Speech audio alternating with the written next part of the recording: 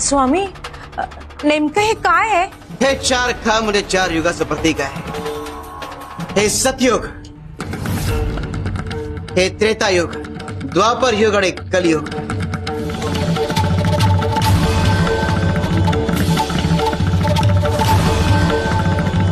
या युगात असत्याला आणि अधर्माला जागा नव्हती.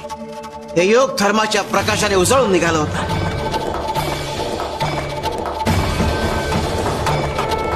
हे त्रेतायुग, इथे धर्माचा प्रकाश हळूहळू लोप पावायला सुरुवात झाली.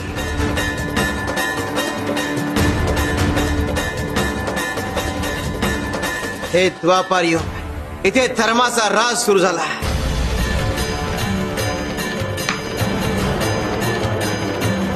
हे कलियुग, इथे अधर्माचं राज्य असणारे ठरलेलं आहे.